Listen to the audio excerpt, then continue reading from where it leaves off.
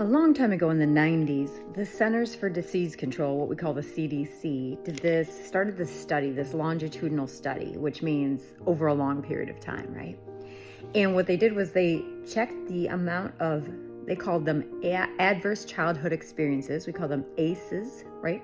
ACE score for folks under the age of 18. And then they tracked their mental and physical health along with other determinants throughout their life. And what they found was there were direct correlations to the number of things in your early childhood which caused you some trauma that later correlated to heart disease, use of drugs or substances, depression, anxiety, strokes, etc. And I think that people don't think about this that much, right? We say, oh, it's genetic or oh, it's hereditary. And to a major extent, those things are. But when you think about the environment, right, that nature versus nurture, meaning nature, what you're born genetically with, what your DNA is made up of without altering your DNA. And then the nurture, what environment were you raised in? What were your caregivers like? How much food did you get to eat? Did you feel safe? You can go on and Google ACE score, capital A, capital C, capital E, and it's from the Centers for Disease Control. And take a look. It's only 10 questions.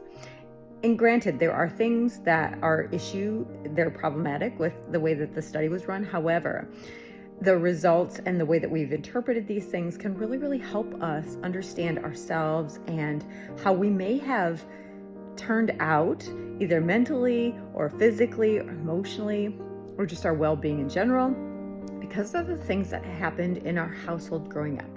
So things like before the age of 18 years old, did you ever have a parent who was hit in front of you? Right? We call that domestic violence or intimate partner violence. Did you have a family member who went to prison? Did you live with a family member who had some mental illness or who attempted suicide? Did you feel supported when things got tough? Was your family there for each other or did you feel alone? Were you insulted, intimidated? Were you physically abused? Were you sexually touched or abused by someone at least 5 years older than you in your home? Now, one could argue that it doesn't have to be 5 years, but that's neither here nor there, right? That's another piece to consider. I'm making sure I have all this. Were your parents using drugs or alcohol, or was someone in your family doing that? Did you experience neglect, like there wasn't enough food or your clothes often were dirty because your parents were or your caregivers were using some type of substance? Did you feel humiliated? Were they ever separated, your parents, or divorced? All of these things, no matter how loving your family is, each piece weighs in on your well-being, on your mental well-being, on your physical well-being, emotional well-being. Look up this study, look and see what your score is. The higher your score, the greater your chance for these things. But that's not a